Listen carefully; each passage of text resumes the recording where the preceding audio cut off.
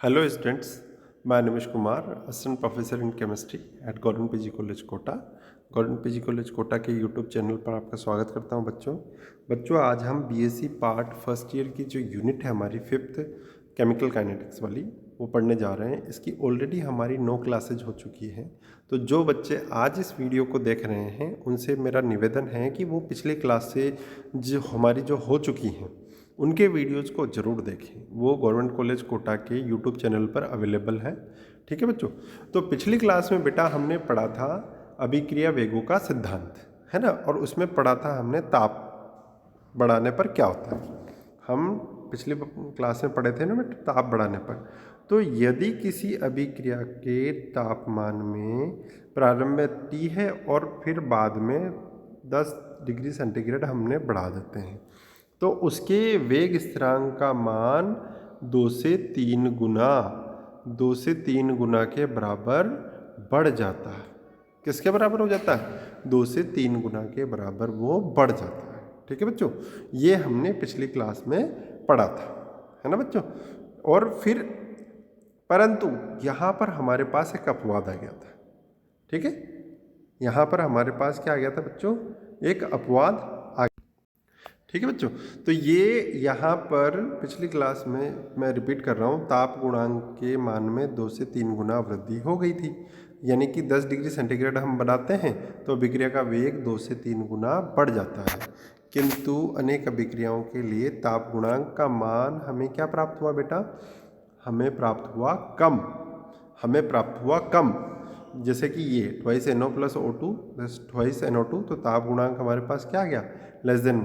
अतः उपरोक्त प्रश्नों की व्याख्या टक्करों की संख्या में वृद्धि के आधार पर हम नहीं कर सकते हैं। और तभी हमने पढ़ा था बेटा आरएनएस सिद्धांत या आरएनएस इक्वेशन।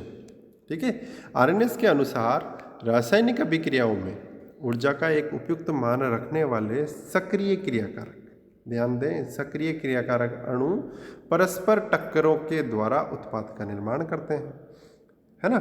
ऊर्जा का यह उपयुक्त निम्नतम मान देहली ऊर्जा कहलाता है। ऊर्जा का यह उपयुक्त निम्नतम मान ही क्या कहलाता है बेटा? देहली ऊर्जा कहलाता है। एक सामान्य क्रियाकारक अणु की ऊर्जा देहली ऊर्जा से कम होती है, अतः वह अतिरिक्त ऊर्जा ग्रहण करके अपनी ऊर्जा का मान देहली ऊर्जा के बराबर या उससे अधिक करने का प्रयास करता है। बहुत ही इम्पोर्टेंट बेटा ये है। अतः अणु द्वारा ग्रहण की गई ऊर्जा क्या कहलाती है बेटा? सक्रियण ऊर्जा कहलाती है ना। और ऐसी अवस्था संक्रमण अवस्था कहलाती है। मैंने आपको बताया था बेटा, एक ये निकाल के एक ग्राफ बना के, इधर तो हमने क्या ले लिया था बेटा? एक मिनट, इसको अच्छे से देख लेते हैं। एक इसमें ये यहीं इसी पे देख लेते हैं कि इधर तो हमने रेट ऑफ रिएक्शन यानी कि अभिक्रिया की प्रगति कि किस तरह से वो बढ़ रही है, और यहाँ पर हमने ऊर्जा ले लिया था। अब ये क्रियाकारक है और ये उत्पाद है, और यहाँ पर नॉर्मल क्रियाकारक है ये, यानी कि इसकी एनर्जी अभी प्रोडक्ट में कन्वर्ट होने जितनी नहीं है। और इतनी एनर्जी यानी कि ये वाली एनर्जी क्या है? इसके ऊपर वाली एनर्जी क्या है बेटा? देहली एनर्जी है। और देहली एनर्जी के बराबर एनर्जी प्राप्त करने के लिए हम कितनी एनर्जी देंगे इसको? सक्रियण ऊर्जा के बराबर की हम इसको एनर्जी देंगे। ठीक है बच्चों, है ना। तभी ये क्या होगा बेटा? ये हमारे पास एक कॉम्प्लेक्स बनेगा इस तरीके से, एक कॉम्प्लेक्स, ये अनस्टेबल कॉम्प्लेक्स बनेगा। क्या बनेगा? ये एक अनस्टेबल कॉम्प्लेक्स हमारे पास बन जाएगा, और ये जल्द ही किस में कन्वर्ट हो जाएगा? हमारे पास उत्पाद में। ये जल्द ही हमारे पास उत्पाद में परिवर्तित हो जाएगा। ठीक है बच्चों, अब हम आज की क्लास स्टार्ट करते हैं। ये तो हमने देख लिया। अतः उपरोक्त बिंदुओं के आधार पर आर्यनियस ने अभिक्रिया के वेग स्थिरांक तथा ताप के मध्य निम्न संबंध दिया। बहुत इंपॉर्टेंट संबंध है बेटा ये। अब ये क्या है? K बराबर A dot e⁻ upon RT। ठीक है, K बराबर A dot e⁻ upon RT एक इक्वेशन हमारे पास आ गई है। अब यहाँ पर K क्या है? K बराबर A e⁻ अपॉन RT। ठीक है। तो के तो हम जानते हैं वेग स्थिरांक, ये क्या है बेटा, जो देहली ऊर्जा के बराबर एनर्जी लाने के लिए हम उस रिएक्टेंट को सक्रियण ऊर्जा देते हैं। तो जो ऊर्जा दी है हमने वो क्या है, एक्टिवेशन एनर्जी, टी ताप है, आर गैस स्थिरांक है और ए पूर्ण चर घातांकी हमारे पास पद है। यह समीकरण ही आर्हेनियस इक्वेशन कहलाती है, जिसके अनुसार अभिक्रिया वेग में ताप के साथ चर घातांकीय रूप से वृद्धि होती है। बिल्कुल सही है, ठीक है बेटा। यानी कि यह समीकरण, ये वाली समीकरण ही क्या कहलाती है बेटा, ये वाली समीकरण ही आर्हेनियस इक्वेशन कहलाती है। चरघातांकीय रूप से ताप में वृद्धि पर अभिक्रिया वेग में भी वृद्धि होती है ना, ठीक है। अब सक्रियण ऊर्जा और उसकी सार्थकता या उसका महत्व हम पढ़ते हैं। किसी रासायनिक अभिक्रिया में सामान्य क्रियाकारक अणुओं को सक्रिय अणुओं में परिवर्तित करके, देखो बेटा बहुत इंपॉर्टेंट है, सामान्य क्रियाकारक अणुओं को सक्रिय अणुओं में, किसमें, सक्रिय अणुओं में परिवर्तित करके उत्पादों के निर्माण के लिए आवश्यक ऊर्जा की अतिरिक्त मात्रा, जो भी एनर्जी हम देते हैं उत्पादों के निर्माण के लिए आवश्यक ऊर्जा की अतिरिक्त मात्रा को सक्रियण ऊर्जा के रूप में परिभाषित करते हैं। हम किसके रूप में परिभाषित करते हैं, सक्रियण ऊर्जा के रूप में परिभाषित किया जाता है। अतः अभिक्रिया में देहली ऊर्जा तथा सामान्य क्रियाकारक अणु की ऊर्जा का अंतर क्या कहलाता है, सामान्य क्रियाकारक अणु की ऊर्जा का अंतर सक्रियण ऊर्जा कहलाता है। देहली ऊर्जा और ये जो बेटा ये वाला एक ग्राफ बनाते हैं हम, और ये मैंने बताया था आपको, ये हमारे पास आ गया। तो ये तो है देहली ऊर्जा यहाँ से यहाँ तक, और ये एनर्जी यहाँ से यहाँ तक, तो और ये एनर्जी यहाँ पर रिएक्टेंट है, और यहाँ से यहाँ तक अनस्टेबल में लाने के लिए, इस अवस्था में लाने के लिए जितनी भी एनर्जी हम देते हैं उसको हम सक्रियण ऊर्जा के रूप में परिभाषित करते हैं। अतः अभिक्रिया में देहली ऊर्जा तथा सामान्य क्रियाकारक अणु की ऊर्जा का अंतर ही क्या कहलाता है, सक्रियण ऊर्जा कहलाता है ना बेटा। ये देखो, ये चित्र वही बना रखा है। अतः सक्रियण ऊर्जा बराबर देहली ऊर्जा माइनस सामान्य क्रियाकारक अणु की ऊर्जा। किसी अभिक्रिया की सक्रियण ऊर्जा उस अभिक्रिया में ऊर्जा अवरोध का माप होती है। क्या होती है बच्चों, ऊर्जा अवरोध का माप होती है, ठीक है। किसी अभिक्रिया की सक्रियण ऊर्जा जितनी कम होती है, वह अभिक्रिया सामान्य परिस्थितियों में सरलता से संपन्न होती जाती है। बिल्कुल सही है, सामान्य परिस्थितियों में वह अभिक्रिया क्या होती है, सरलता से संपन्न होती जाती है। किंतु यदि अभिक्रिया के लिए सक्रियण ऊर्जा का मान उच्च होता है तो उसे उच्च तापों पर प्राप्त किया जा सकता है। इसलिए संगत अभिक्रिया उच्च तापों पर अपेक्षाकृत धीमे वेगों से संपन्न होती है। यदि बेटा ये देखिए, ग्राफ सबसे ज़्यादा हेल्प करेगा। यदि आप इतनी सी सक्रियण ऊर्जा तो ज़्यादा नहीं चाहिए, ठीक है। और यहाँ पर देखिए कितनी सारी सक्रियण ऊर्जा है, तो ये तो बहुत ज़्यादा एक वो हो गया, है ना, सक्रियण ऊर्जा। तो यहाँ पर ज़्यादा टेम्परेचर देना पड़ेगा और यहाँ पर कम टेम्परेचर हमें देना पड़ेगा। इस तरीके से उसे उच्च तापों पर प्राप्त किया जा सकता है, इस वाली कंडीशन को। और इस वाली कंडीशन को तो निम्न ताप पर संपन्न हो जाएगी ये तो, ठीक है। सक्रियण ऊर्जा की गणना किस तरह से करें हम, ग्राफीय विधि द्वारा या आलेखीय विधि द्वारा। इसमें क्या होगा बेटा, इसमें होगा ये कि वही आर्हेनियस इक्वेशन के बराबर a⁻⁰ आर्हेनियस समीकरण के अनुसार किसी अभिक्रिया के लिए वेग स्थिरांक क्या होता है, k बराबर a⁻⁻⁰ ये हमारी, इसको रट लें बेटा, आप इसको अच्छे से रट लें। तो E क्या है, E है सक्रियण ऊर्जा, और K क्या है, वेग स्थिरांक है हमारे पास। K क्या है बेटा, वेग स्थिरांक, और E है हमारे पास सक्रियण ऊर्जा। और समीकरण 1 का हम लॉगरिथम ले लेते हैं, इसका हम लॉगरिथम ले लेते हैं। क्या ले लेते हैं, लॉगरिथम। तो log के बराबर हमारे पास आ जाएगा log e⁻⁻ EA/RT, ये वाला, और log a। क्योंकि ए डॉट ई की power minus E upon R T था हमारे पास, है ना। अब ये लॉगरिथम ले लिया हमने। अब हमारे पास फाइनली क्या जाएगा, लॉग के बराबर minus E upon R T log, इसको हम बाहर ले जाएंगे तो ये बाहर आ गया। लॉग ई बेस ई बहुत इंपॉर्टेंट है, लॉग ई बेस ई क्या होता है, 1 के बराबर होता है, और लॉगरिथम ए आ जाएगा यहाँ पे, तो ये तो हो जाएगा 1, तो minus E upon R T ये हो गया, और लॉग ई ए बेस ई ये हमारे पास आ जाएगा।